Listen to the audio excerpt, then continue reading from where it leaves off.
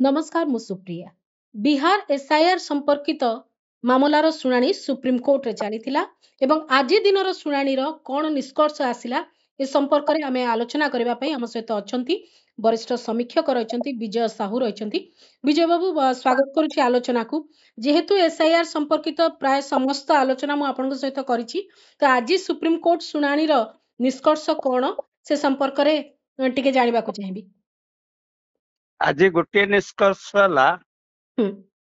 जो कार्यटी निर्वाचन कमिशनर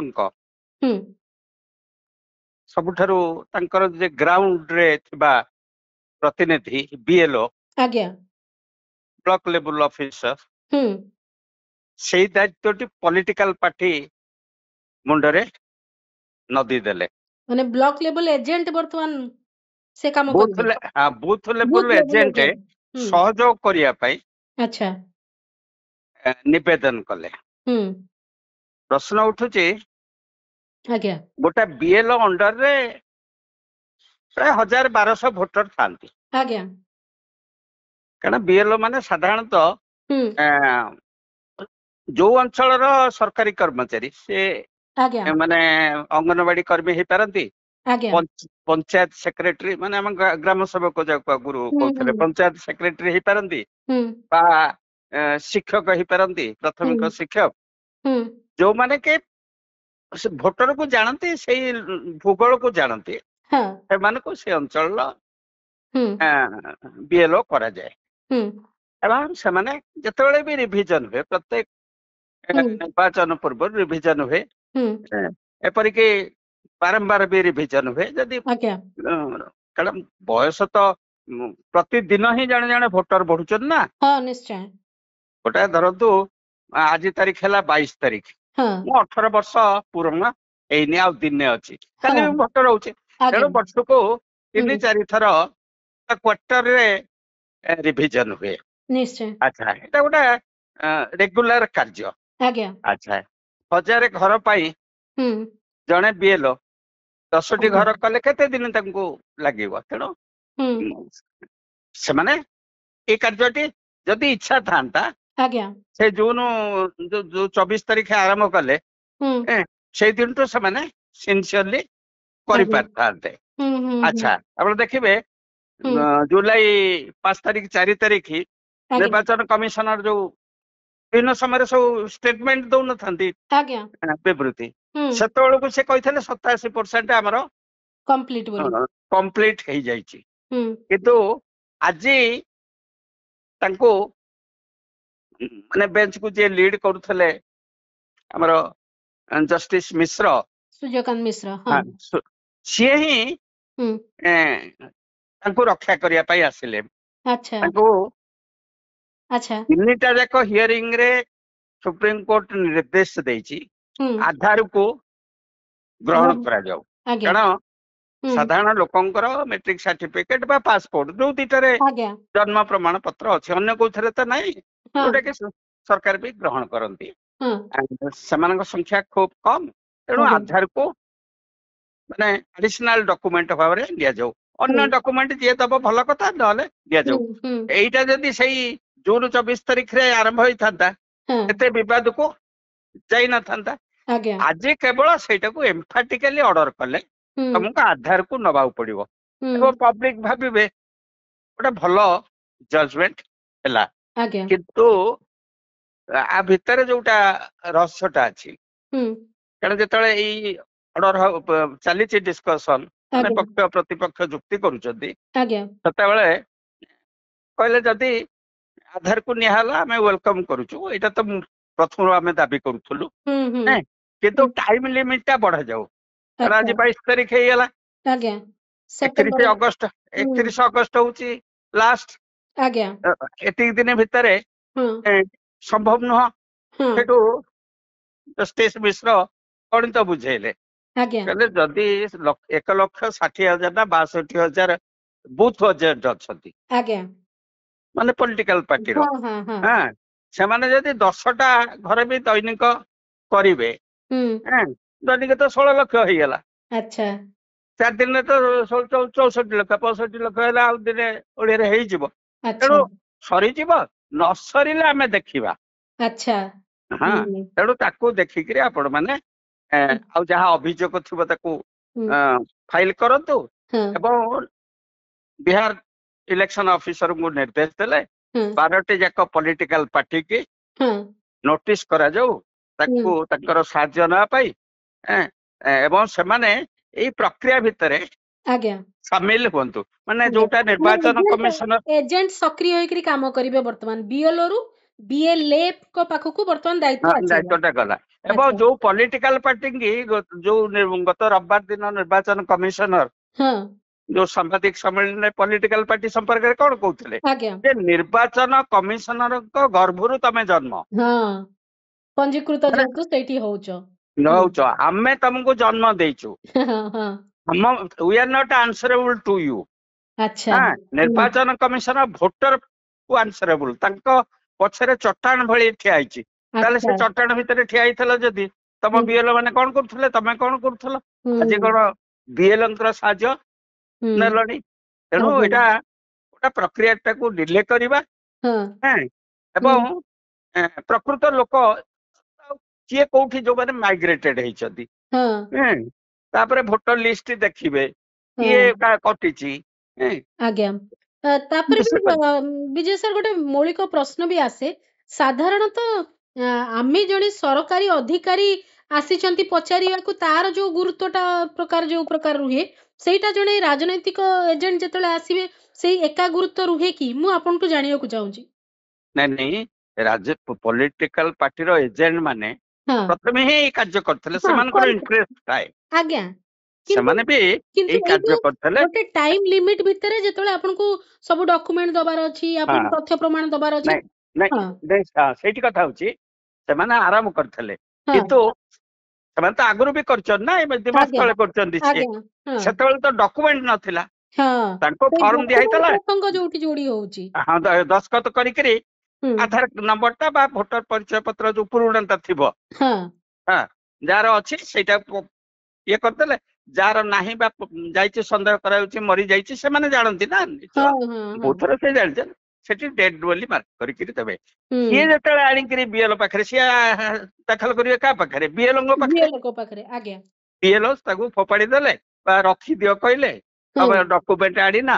ହୁଁ हाँ, तेणु जतले ताकू ए କୁ जेड ଲେଖିକିରି हाँ ଲାଷ୍ଟ ଡକୁମେଣ୍ଟ ତିଆରି ହେଲା। हाँ, ଆଜ୍ଞା जतले ताकू निरुत्साहित कले ହଁ से कहीं काम धाम छाड़िकी ହଁ से तो दराम पाऊनाहांती ना, कौन ଆଜ୍ଞା दराम दिया होଉଛି कि? ଆଜ୍ଞା ତାପରେ ବି ଏଠି ବିହାରରେ ବର୍ତ୍ତମାନ ଚାଲିଛି ଭୋଟ ଅଧିକାର ଯାତ୍ରା। ହଁ, ତ ଆଚ୍ଛା, ପଲିଟିକାଲ ଯୋଉ ମାନେ ଲୋକ କର୍ମୀ ସେ ତାଙ୍କର ଅଛି କାମରେ ଯେ, ହଁ କିନ୍ତୁ ମୂଳ ପ୍ରଶ୍ନଟା ଯୋଉଟାକୁ ମାନେ ନିର୍ବାଚନ କମିଶନଙ୍କ ଯୋଉ ଇଏ ଚୋରି ବିଦ୍ୟା ବା ଆଜ୍ଞା ବେଆଇନ କାର୍ଯ୍ୟ ଥିଲା ହଁ ନା, ସେଇଟାକୁ ସୁଯୋଗ ଦେଲେ। ସେଇଟା ହଉଛି ହୁଁ ଇଆଡେ ନିର୍ବାଚନ କମିଶନର କହୁଛନ୍ତି ହୁଁ ତାଙ୍କ ଓକିଲ ଆଜ୍ଞା ଯେ 2025 ଭୋଟର ତାଲିକା ହଁ କୁ ଭିତ୍ତି କରିକିରି ଏଇ 65 ଲକ୍ଷକୁ ଆମେ ହଁ ବାଦ କରିଛୁ। ହଁ ତେଣୁ ତା ଭିତରେ ଯଦି ଜେନୁଇନ କେହି ଭୋଟର ରହିଯାଇଥାନ୍ତି, ହୁଁ ସେମାନେ ଅନଲାଇନ ଆପ୍ଲାଏ କରିବା, ଅଫଲାଇନ କରିବା ଦରକାର ନାହିଁ, କଲେ ହୁଁ ସେଟା ବି ଗ୍ରହଣ ଯୋଗ୍ୟ ନ ହେଇପାରେ, କାରଣ ପ୍ରତିପକ୍ଷ କିଏ ଫଲସ ଇନଫର୍ମେସନ ଦେଇପାରେ। ଆଜ୍ଞା ପ୍ରଶ୍ନ ହଉଛି ହୁଁ ଯେତେବେଳେ ରିଭିଜନ ହୁଏ ଆଜ୍ଞା ମୂଳ ଦଲିଲ ଯୋଉଟା କି 2025 ଭୋଟର ତାଲିକା ଆଜ୍ଞା କୁ ଭିତ୍ତି କରିକିରି ତା ଦେହରେ ଯିଏ ନାହାନ୍ତି ଆଜ୍ଞା ବା ଯିଏ ଡବଲିଂ ହେଇଛି ହୁଁ ବା ଫଲସ ହେଇଛି, ଆଜ୍ଞା ତାକୁ କାଟିବା ପାଇଁ ସୂଚନା ଆଚ୍ଛା ଦିଆଯାଏ ଆଚ୍ଛା ଏବଂ ହୁଁ ତାର ଅଥରିଟି ତାକୁ ପୁଣି ନୋଟିସ ଦିଅନ୍ତି। ହୁଁ ହୁଁ କାରଣ ମାର୍କ ହୁଏ ଯେ ଆଜ୍ଞା ରାମଚନ୍ଦ୍ର ମିଶ୍ର ହୁଁ ଏଇ 2025 ଲିଷ୍ଟରେ ଭୋଟର ଥିଲେ, ଆଜ୍ଞା କିନ୍ତୁ ପ୍ରାକ୍ଟିକାଲି ନାହାନ୍ତି, ଆ ଭିତରେ ସେ ମରି ଯାଇଛନ୍ତି, ହୁଁ ଆ ହୁଁ ଭିତରେ ପରମାନେଣ୍ଟଲି କୁଆଡେ ଯାଇଛନ୍ତି ବୋଲି ପାଖ ଲୋକ କହୁଛନ୍ତି, ତାଙ୍କ ଘର ଲୋକ କହୁଛନ୍ତି, ବା ହୁଁ ଏଇଭଳିଆ ଲୋକ ନଥିଲେ। ଆଜ୍ଞା କିନ୍ତୁ ରିପୋର୍ଟ ଟା ସେ କରନ୍ତି, ସେ ଫର୍ମ ଯେତେବେଳେ ଦାଖଲ, ତାପରେ ଏଆର ତାକୁ ସ୍କ୍ରୁଟିନି କରନ୍ତି, ହୁଁ କରିକିରି ହୁଁ ତାକୁ ନୋଟିସ ଯାଏ, ରିପ୍ଲାଇ କି ଅପେକ୍ଷା କରାଯାଏ, କାରଣ ସେ ହୁଏତ ଅଲଗା ଜାଗାକୁ ସିଫ୍ଟ ହେଇଯାଇଥିବ। ସିଏ ସେଇଠି ଥିଲେ ବି ତାର ଭୋଟର ଟା କାଟିବା ପାଇଁ ଚାହୁଁଥିବ ଅଲଗା ଗୋଟେ ବୁଥ ରେ ଘର କରିଦେଇଛି ଅଲଗା ଗୋଟେ ବୁଥ ରେ ହଉଥିବ ଏଇ କାମ କୁ ମାନେ ଭର୍ଚୁଆଲି ସୁପ୍ରିମକୋର୍ଟ ଘୋଡେଇ ଦେଲେ। ବର୍ତ୍ତମାନ ଯିଏ ଆପ୍ଲାଏ କରିବ ଫ୍ରେଶ ଭୋଟର ଭାବରେ, ଫ୍ରେଶ ଭୋଟର ମାନେ ସେ ଯେମିତି 18 ବର୍ଷ ହେଲେ ଫ୍ରେଶ ଭୋଟର ହୁଅନ୍ତି, ଫର୍ମ 6 ଯୋଉ ବର୍ତ୍ତମାନ 83 ବର୍ଷ ବୁଢା ବି ନୂଆ ଭୋଟର ଭଳିଆ ଫିଲଅପ କରିକି ଦବ। ଏବଂ ଜୀବନ୍ତ ଯିଏ ମରି ଯାଇଥିଲା ବଞ୍ଚିଛି ଯଦି ସିଏ ବି ଫ୍ରେଶ ଭୋଟର ହବ। ଏଇଟା ସମ୍ପୂର୍ଣ୍ଣ ଇଲିଗାଲ। ଓକେ, କିନ୍ତୁ ଆପଣ ଜଷ୍ଟିସ ମିଶ୍ରଙ୍କ ପ୍ରସଙ୍ଗ ଉଠେଇଲେ, ଜଷ୍ଟିସ ବାଗଚିଙ୍କର କଥା କଣ? ନାଇଁ ମୋଟାମୋଟି ଆଜି ଖୁବ କମ ସମୟ ଇଏ ହେଇଛି, ମାନେ ଉଭୟ ବିଚାରପତି ମାନେ somehow to protect the authority, ମାନେ ନିର୍ବାଚନ କମିଶନଙ୍କୁ ବଞ୍ଚାଇବା ପାଇଁ ଯେ ବିଶ୍ୱାସ କରାଯାଉ, ସେ ଯେତେବେଳେ କହୁଛନ୍ତି ତାକୁ ବିଶ୍ୱାସ କରାଯାଉ। ଏମାନେ ତ ପ୍ରଶ୍ନ ଉଠେଇଲେ ବାରମ୍ବାର, ତ ସେଇ ପ୍ରତିଶ୍ରୁତି ଦିଆଯାଇଛି କିନ୍ତୁ ସେ ପାଳନ କରୁନାହାନ୍ତି।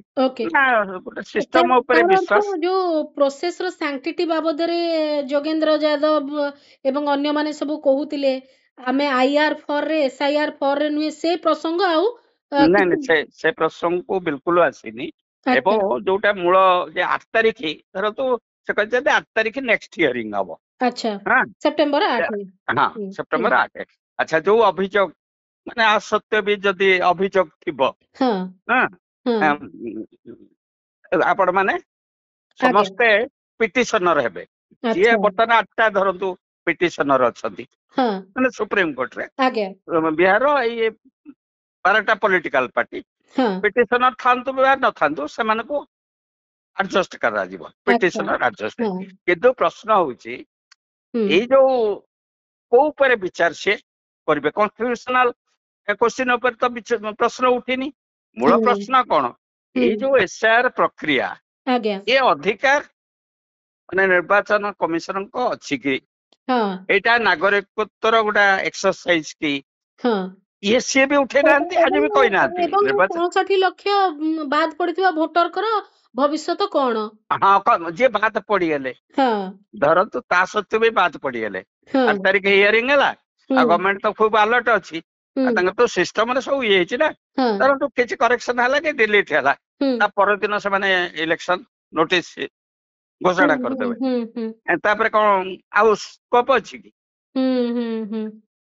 ତେଣୁ ଗୋଟା ଭୂତେୟା ଭଳିଆ କାର୍ଯ୍ୟ ହେଇଛି। ପଲିଟିକାଲ ଏମାନଙ୍କର କୌଣସି ଉତ୍ସାହଜନକ କଥା ସୁପ୍ରିମକୋର୍ଟ କେବଳ ଗୋଟିଏ ହଉଛି ଆଧାର କାର୍ଡ, ଯୋଉଟା ଅନ୍ୟ ରାଜ୍ୟ ମାନେ ଉପକୃତ ହେବେ SIR ବେଳେ। ମାନେ ପରବର୍ତ୍ତୀ ସମୟରେ ଓଡିଶା ଯଦି ଯେକୌଣସି ଜାଗାରେ ଭୋଟର ଲିଷ୍ଟ ପାଇଁ ଆଧାର କାର୍ଡ ମ୍ୟାଣ୍ଡେଟରୀ ହେଇଗଲା ସୁପ୍ରିମକୋର୍ଟର ଅର୍ଡର ଯେହେତୁ। ଏବଂ ସୁପ୍ରିମକୋର୍ଟ କହିପାରିବେନି ଯେ ଆଧାର ନକଲି ତାକୁ ଆମେ ଗ୍ରହଣ କରିବାନି ପ୍ରମାଣ ଆକାରରେ।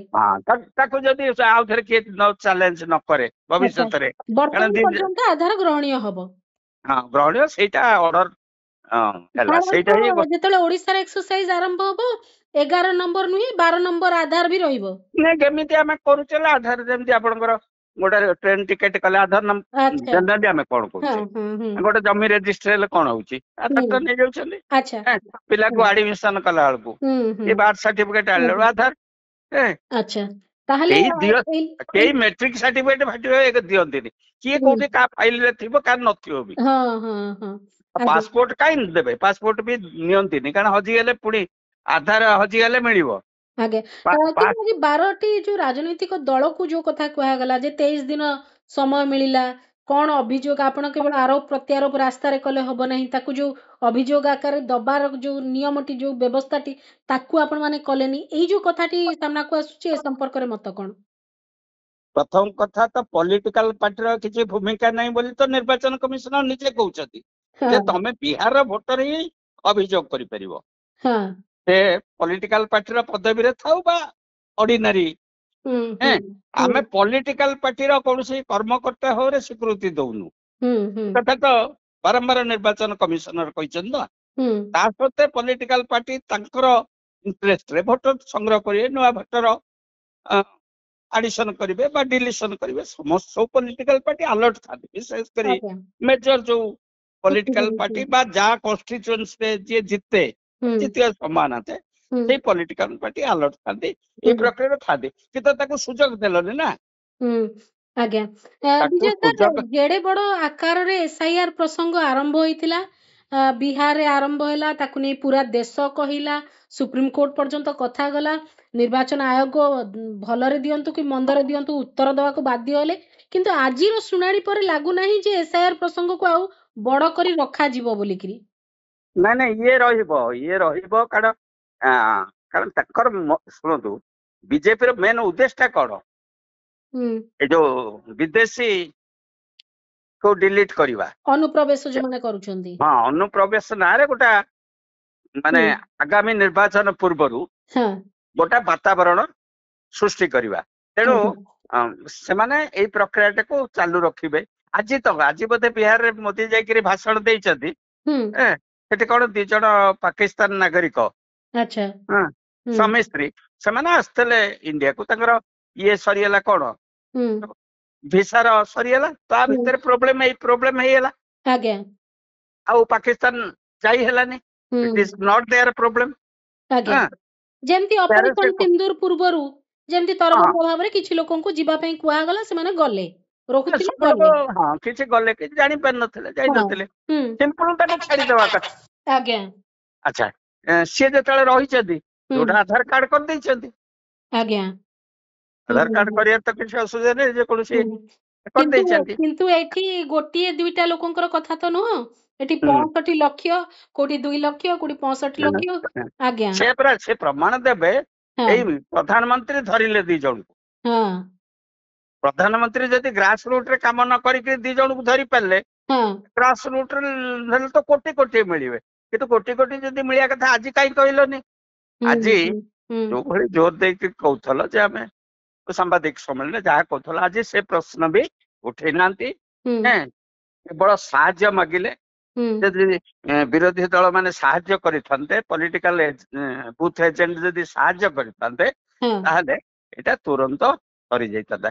ତମେ ତ ପ୍ରଥମେ ସାହାଯ୍ୟ ମାଗିନଥିଲ ଦ୍ୱିତୀୟ କଥା ହଉଛି ତମ ବିଏଲ ଯୋଉମାନେ ପ୍ରିପେଡ୍ ସେମାନେ ଦରମା ପାଆନ୍ତି ଏବଂ ସେଇ ସମୟ ପାଇଁ ବି ଗୋଟେ ଭତ୍ତା ପାଆନ୍ତି ତାଙ୍କୁ ଗୋଟେ ଆଲାଉନ୍ସ ନହେଲେ ଏକ୍ସଟ୍ରା ଲିଭ୍ ଦିଆଯାଏ ଏପରି ରିଟାୟାର୍ଡ ଏମ୍ପ୍ଲୟି ବି ଗଭର୍ଣ୍ଣମେଣ୍ଟ ଏମ୍ପ୍ଲୟି ଯେ ସେଇ ଅଞ୍ଚଳର ତ ପ୍ରୋବ୍ଲେମ ହୁଏ କିଛି ଅଞ୍ଚଳରେ ସେତିକି ସରକାରୀ କର୍ମଚାରୀ ଥିବେ ନ ହେଇପାରେ ଗୋଟେ ଗାଁରେ ସେଇ ଗାଁର କେହି ସରକାରୀ କର୍ମଚାରୀ ନାହାନ୍ତି ପଡୋଶୀ ଗାଁର ବା ସେଇ ଗାଁରେ ଗୋଟେ ରିଟାୟାର୍ଡ ଏମ୍ପ୍ଲୟି ଅଛି ତାକୁ ବି ଦିଆଯାଏ କାରଣ ଯେ ଆଇଡେଣ୍ଟିଫାଏ ଏବଂ ସେଇ ବୁଥର ଭୋଟର ହେଇଥିବା ଦରକାର ନର୍ମାଲି ସେଇ ବୁଥରେ ବି ଭୋଟର ମାନେ ହେଇଥାନ୍ତି ତାହେଲେ ତମେ କରିପାରିଲନି ଏତେ ସୁଯୋଗ ଥାଇକିରି ସିଷ୍ଟମ ତମ ହାତରେ ସବୁ ପ୍ରକାର ବ୍ୟବସ୍ଥା ତମ ହାତରେ ଏବଂ ଅଭିଯୋଗକୁ ତମେ କହିଲ ଯେ କୁତ୍ସା କରାଯାଉଛି ଦେଶ ବିରୋଧୀ ମୁଁ ଟିକେ ଜାଣିବି ଆପଣଙ୍କ ଠାରୁ ଅତି ସଂକ୍ଷେପରେ ଯେ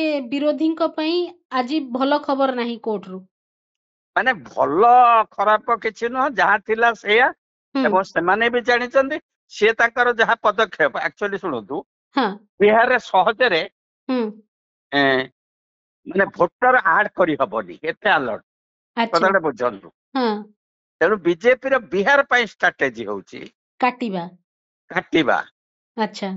ମାନେ ତାଙ୍କର ପଇସା ଅଛି ସିଷ୍ଟମ ଅଛି ସେମାନେ ବହୁତ ସାଇଣ୍ଟିଫିକାଲି ଷ୍ଟଡି କରିଛନ୍ତି ବିଭିନ୍ନ ନିର୍ବାଚନକୁ ଷ୍ଟଡି କରିଛନ୍ତି ସେଇ ଯୋଉ 5% 7% 10% ଯୋଉଠି ଯାହା ଦରକାର ସେଇଟା ଆସିଛନ୍ତି।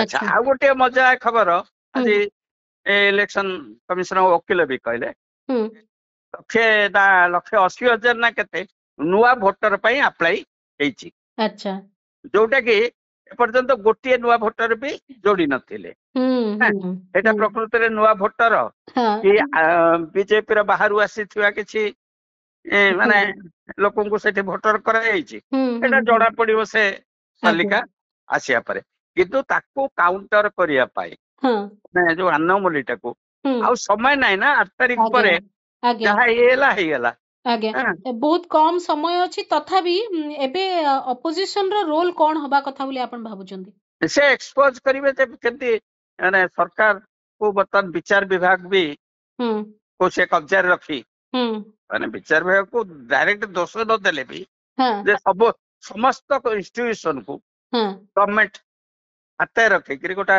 ତାନାଶାହୀ ଶାସନ କରିବା ପାଇଁ ଚେଷ୍ଟା କରୁଛି। ଏଇ ମର୍ମରେ ସେମାନେ ପ୍ରଚାର କରିବେ ଏବଂ ଆଜି ବି ତ ରାଲି ଚାଲିଛି ତାଙ୍କର। ଆଜ୍ଞା ରାଲି ତ ଚାଲିଛି। ଆଜ୍ଞା ଓକେ ଶେଷ ପ୍ରତିକ୍ରିୟା କଣ ରଖିବେ? ମାନେ ଆମକୁ এই ସମସ୍ତ ଯୋଉ ପଦକ୍ଷେପ ଗୁଡିକ ଗୋଟିଏ ପରେ ମାନେ ଆଇସୋଲେଟେଡ ଫେନୋମେନନ କାଲିର ବିଲ୍ ବି ଦେଖନ୍ତୁ କାଲି ପରଦିନ ଯୋଉ ବିଲ୍ ହେଲା ଇଏ ଚାଲିଛି ଆସନ୍ତା କାଲି ଆଉ ଗୋଟେ କଣ ହେଇପାରେ ଏବଂ ଏଇ ପ୍ରେସିଡେନ୍ସିଆଲ ରେଫରେନ୍ସ ରେ କେତେ ଜୋର ଦେଇକିରି ସରକାରୀ ପକ୍ଷ କହୁଥାନ୍ତି ଯେ ଆପଣ କଣ ସମୟ ସ୍ଥିର କରିବେ କି? ଆଜ୍ଞା ଆଚ୍ଛା ବେଞ୍ଚ ଏଇ ମାନେ ଯଦିଓ ଠିକ ତାକୁ ଧରିଛନ୍ତି କିନ୍ତୁ ଅନ୍ୟ ପରିସ୍ଥିତି ହେଇଥିଲେ ହୁଏତ ଆଗ୍ରେସିଭଲି ହିୟରିଂ କି ଏତେ ଲମ୍ବା ଟାଣିବାର ଆବଶ୍ୟକତା ନଥାନ୍ତା, ପ୍ରଥମ ଥରରୁ ହେଇସାରିଥାନ୍ତା କାମ। କେତେ ଦିନ 3 ଦିନ ଦେଲେଣି ସରକାରୀ ଓକିଲକୁ, ତାହେଲେ ପକ୍ଷ ମାନେ କେତେ ସମୁଦାୟ 9 ଦିନ, 3 ଦିନ ନେଲେଣି, ଆହୁରି 3 ଦିନ ନେବେ। ଓକେ, ତ ଆପଣ ଏସଆଇଆର ପ୍ରସଙ୍ଗକୁ ଗୋଟେ ସିଙ୍ଗଲ ପ୍ରସଙ୍ଗ ହିସାବରେ ଦେଖୁନାହାନ୍ତି, ଅନ୍ୟାନ୍ୟ ପ୍ରସଙ୍ଗ ସହିତ ଯୋଡିକିରି ଦେଖୁଛନ୍ତି। ପୁରା ପୁରା ମାନେ ଟୋଟାଲ ଫ୍ରିଡମ को कटेल करिवा गोटे एक मुहा माने गोटे कौन तानाशाही शासन प्रतिष्ठा करवा सब सिस्टम को कब्जा करी लक्ष्य सब यार गोटे गोटे अंश विशेष कौन। ओके, तार अर्थ कौन कहया चाहते? न्यायालय ऊपर भी आज संदेह होची आपनकर? ना ना, न्यायालय ऊपर संपूर्ण भरोसा बिल्कुल रखा उचित नुहे। न्यायालय कथा बन न्यायालय तो ये सोसाइटी जज आसुन ना। अच्छा, जेतेबेले देशर वातावरण माने जनता जेतेबेले सजग थाए न्यायालय भी ता द्वारा प्रभावित हुए। जेते सब हिस्टोरिक जजमेंट आछि सेतेबेले जनतार प्रभाव रे आछि। एपरिक जेते गुडा लॉ भी आछि, right to information act, right to education act, land acquisition act, जेतिटा प्रोग्रेसिव एक्ट आछि पण ऑटोमेटिकली आछि बहु आंदोलन जोगु प्रभाव पड़िछि। किंतु सेटा जेते जेते परि जीवो तार अर्थ जदि देश पूरा सक्रियतार सह प्रसंग को उठाउ थांता, यह केवल पॉलिटिकल पार्टी भितर सीमित न थांता, ताहले परिस्थिति भिन्न होतांता निश्चित। ओके, बहुत बहुत धन्यवाद विजय सर। एसआईआर प्रसंग रे लगातार भाव आपन ठारू मु विभिन्न दिनर शुणाणी एवं से संपर्कित अनेक गुड़िए कथा आमे जानिछु, सेति अनेक अनेक धन्यवाद। आज मध्य सुप्रीम कोर्ट शुणाणी होईछि, परवर्ती शुणाणी तारीख सेप्टेम्बर 8 रही। आज जो प्रसंग रही जे बीएलओ केवल दायित्व तुलाउथिले, वर्तमान बीएलए को दायित्व तुलेबा पई कुहा जायछि। बूथ लेवल एजेंट जो रहिछन्ति पॉलिटिकल पार्टी रो सेमान को दायित्व तुलेबा कथा कुहा जायछि। जेते शीघ्र सेमाने आनिकरी दस्तावेज रखिबे सेते शीघ्र ए प्रक्रिया आगो को बढ़िबो ए कथा कुहा जायछि एवं 12 राजनैतिक दल को सीधा सड़क मध्ये प्रसंग उठा जायछि से संपर्क रे। एवं आजिर मोटामोटी शुणाणी सेते उत्साहजनक नुहे एवं जो प्रसंग गुड़ाक कुहा जाउतला जे प्रोसेस रे पवित्रता नहीं, स्वच्छता नहीं, पारदर्शिता नहीं, से प्रसंग को नहीं विशेष किछि आज कथा सामना को आसी पारि नै, किंतु एतिकी आश्वस्त होउछु जे आधार एबे ग्रहणीय हबो ए प्रकार गोटे संकेत मिलिछि। आज रे स्वतंत्र आलोचना को एठी रखुछि। नमस्कार।